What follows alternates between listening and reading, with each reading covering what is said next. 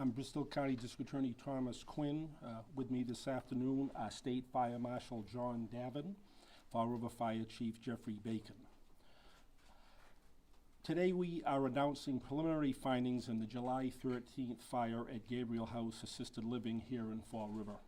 Under Massachusetts law, the District Attorney's Office has the legal authority and duty to investigate all unattended deaths in Bristol County.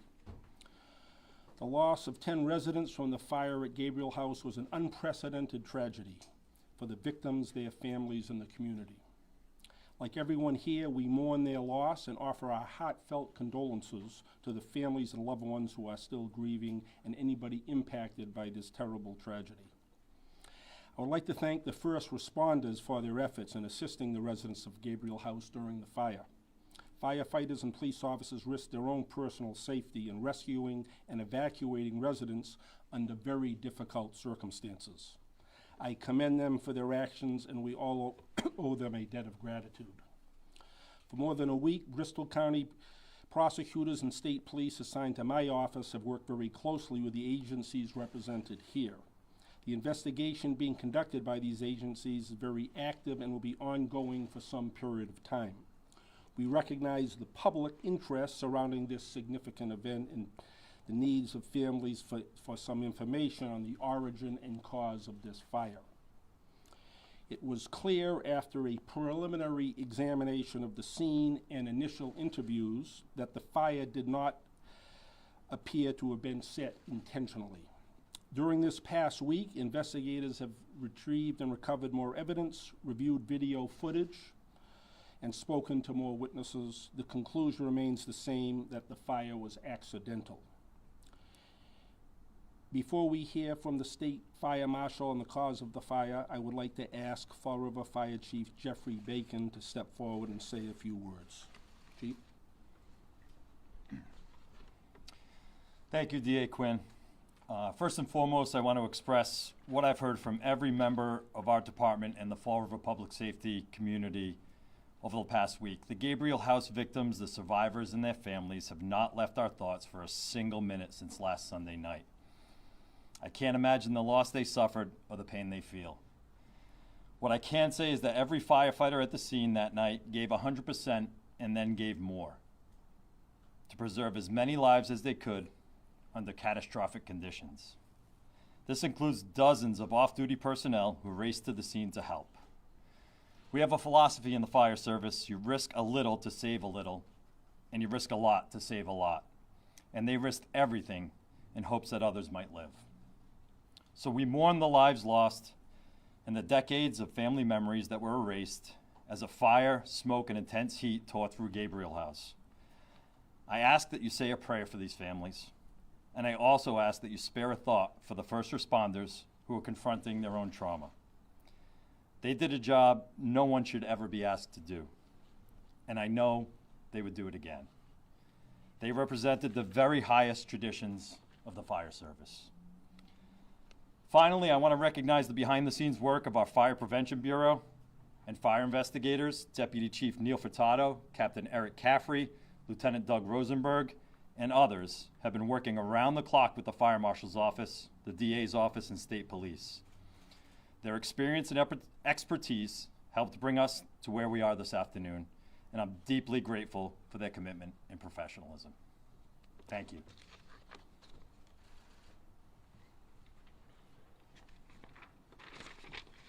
Thank you, Chief.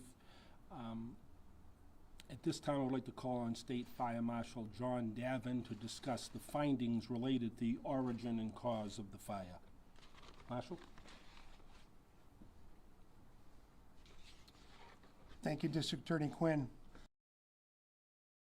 At Gabriel House is to determine the origin and cause of the fire, where the fire started, and what started it. I want to recognize the tremendous work of our state police fire investigators who led this investigation. You've all seen some footage and heard some firsthand accounts, but it's difficult to imagine the fire damage at the scene and the chaos reflected in the conflicting witness testimonies. These factors can make or break an investigation. This work would not have been possible without Chief Bacon's steady leadership and the constant collaboration of the Fall River Fire Department. I also want to thank the State Police Bomb Squad, Collision Analysis and Reconstruction Services, and the Drone Unit for their technological contributions to this investigation. The Bristol County State Police Detective Unit was an invaluable resource for us, starting on the night of July 13th and continuing through today.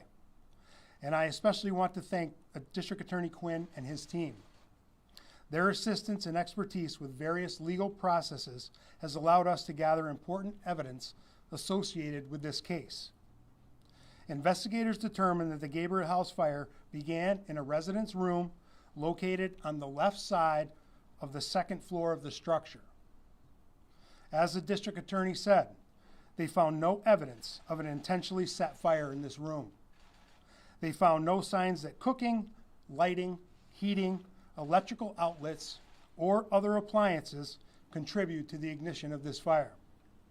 They found no candles, incense, or related items. They did locate the damaged remains of a battery-powered scooter. We believe that the damage was product of the fire rather than the cause. Investigators also identified an oxygen concentrator and numerous smoking materials in the room. Tragically, the occupant was among those who lost their lives on July 13th, and we could not speak to that resident to get an account of the fire in its earliest stages.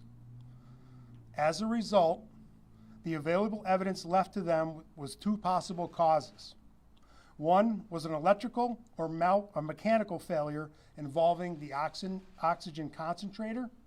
The other was improper use or disposal of smoking materials.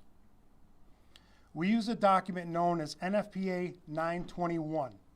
It's the internationally recognized framework for evidence-based fire investigation. NFPA 921 recommends that investigators consider the cause undetermined when they can't narrow down multiple potential factors to one singular cause.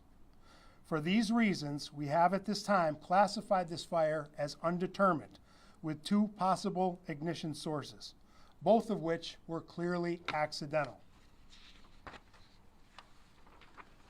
Regardless of the exact cause, there's one additional factor we need to address. Investigators believe the presence of medical oxygen played a significant role in the fire's rapid spread and the ensuing tragedy. Oxygen is a necessary component of any fire, and it was present in the area of origin and other locations at Gabriel House. In an oxygen-rich environment, the fire will ignite more readily and spread more rapidly and burn at higher temperatures. Home oxygen was a known factor in about 20 fire deaths and more than 36 injuries in Massachusetts over the past 10 years, and it was a suspected factor in many more. Most of these incidents involve smoking materials, which are the leading cause of fatal fires here in Massachusetts and across the nation. And tragically, just like at Gabriel House, the victims were mainly older adults at increased risk due to health or mobility issues. Please, there's truly no safe way to smoke, but smoking is especially dangerous when home oxygen is in use. No one should smoke around medical oxygen. Last Sunday night, Chief Bacon said something to me that stuck with me. He called this an unfathomable tragedy, and he's absolutely correct. The loss of life, the centuries of family history and memories that were taken, the fear and the heartache, we cannot begin to measure the depths. Nothing will undo what happened at Gabriel House, but we can do everything in our power to understand it and prevent it from ever happening again. Thank you very much.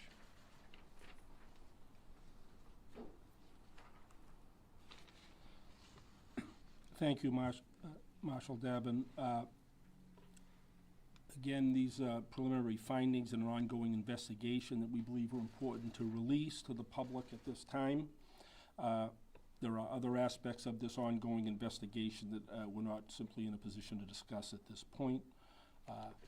we'll field some questions if we're able to respond to them. Yes, sir. When did the fire start? Exactly. Do you know that? Precise time. Was it early? I think it was early Monday morning, this past Monday, and fire department and emergency personnel responded to the alarm. You don't have a specific time for that? If you'd like me to. Sure. So the box alarm, the automatic alarm, was the first reporting alarm at our dispatch center, and that came in shortly after 9:30 p.m. I believe it was 9:38 or 9:39.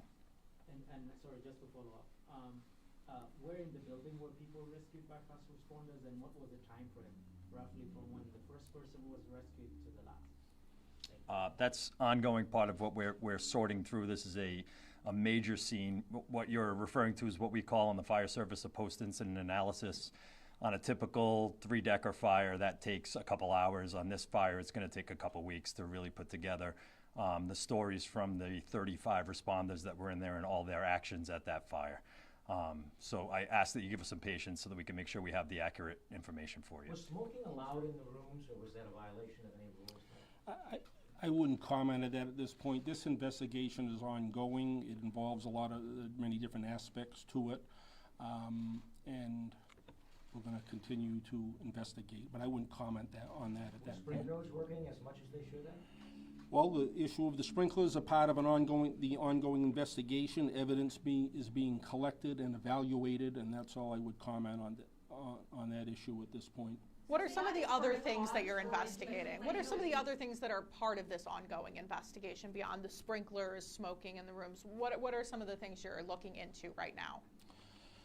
Well, as Chief Bacon mentioned, there's a number of aspects to this. Again, we want to provide some information, but I think just anything that's relevant to the fire and what transpired.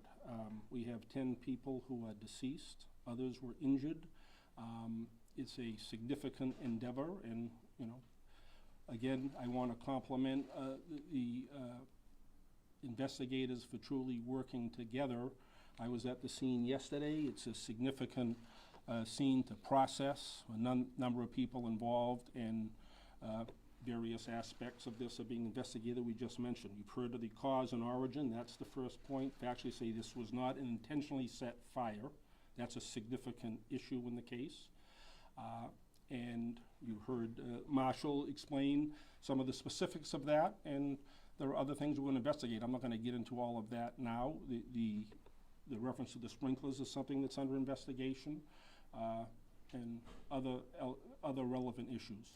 Are you looking to? How optimistic are you that you're going to find a cause within the first 2 weeks? How optimistic will you actually be able to determine a cause rather than right now that it's undetermined? I don't understand. I mean, cause meaning whether it's... Cause of the zero fire. in on one of those two, or is this the end in terms of cause and origin? Marshall address that. So right now, it's undetermined, because as I said, we have, the home oxygen use, the smoking material, and the oxygen concentrator. So we may not be able to define between the two, but we're gonna continue to investigate, but I don't have a time frame of when that will happen. Can you tell us in what room did the causes, undetermined causes that you're No. talking about happen? Second floor, left side of the building. Was an evacuation plan? Do you guys know if anyone called 911 from the scene, Chief? Yeah, I haven't been able to sort through all those, but there were certainly 911 calls that were received shortly thereafter, if not simultaneous, as the alarm coming in. Was an Chief, is there a evacuation pole plan to the box followed? alarm? Was it a pole, or how does that work? I don't have that information. That's going to be part of the investigation when they determine through the fire panel in the building. Did employees at the? Fatalities concentrated on that left side of the building where you said the fire started? Or? Again, we're still putting that together, so that's something that we'll get to you once we know that accurately. Did employees at the? Aspect to the rest of the building, and what factors accelerated the fire? We're still looking into that as part of our post-incident analysis. I think that the marshals spoke pretty well about the oxygen in the building being a factor. So that's still part of the investigation. Did employees at the Gabriel House follow an evacuation plan? Was there a plan in place? I'm not aware of that information right now. District Attorney, are you looking into? Concentrator is exactly?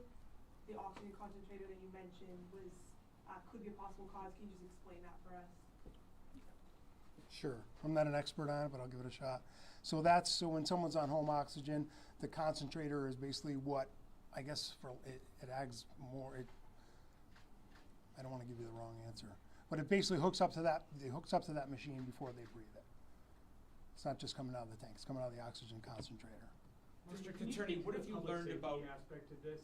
what is the message for, residents living in assisted living facilities? How do you prevent something like this from happening again? Well, again, it's following the rules of the building and the ownership. And again, I think, smoking, you should never be smoking near oxygen.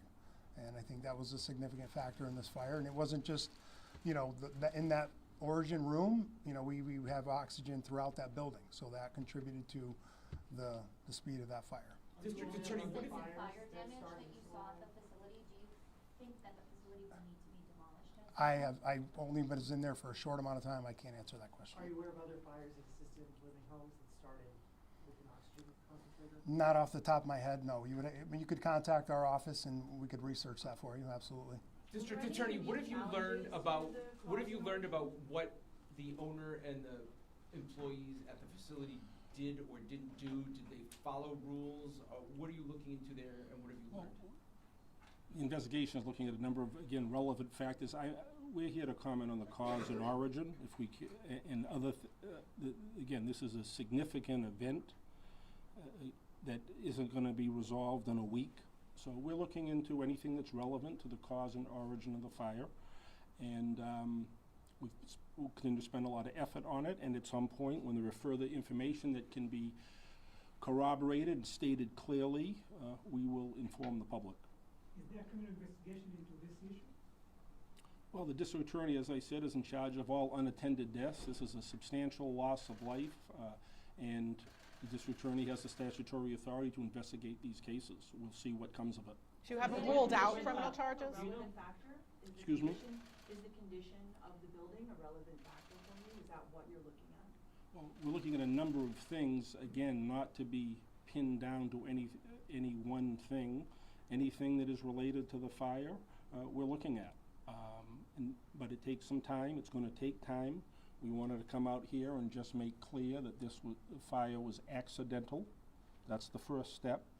And then there's a lot of other work that has to be done and followed up on that will be part of the investigation. But I'm not here to comment on all, a number of these details at this point. But at this point, you haven't ruled out the cause possibility. of death, Mr. Quinn. Well, the autopsies are in the process of being completed. We're going to have to review those. The official findings will take some time. But as I said, we wanted to come out here and present this aspect. Obviously, it's, again, a terrible tragedy, a significant event, and try to be as open with you as we can. So at this point, you've heard from the chief, the marshal here, and the investigation is ongoing, and we will continue to follow up. But at this point, you haven't ruled out the possibility of charges? Could you talk about what is it about this horrible tragedy that makes it unprecedented? The loss of life, the volume of it.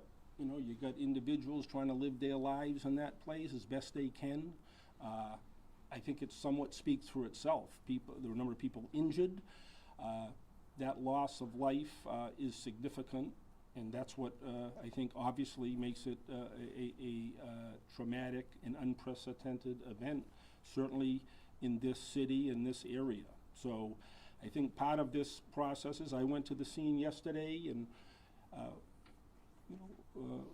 examined some of the the various parts of the building, but I think we're putting a lot of resources into this, as it should be.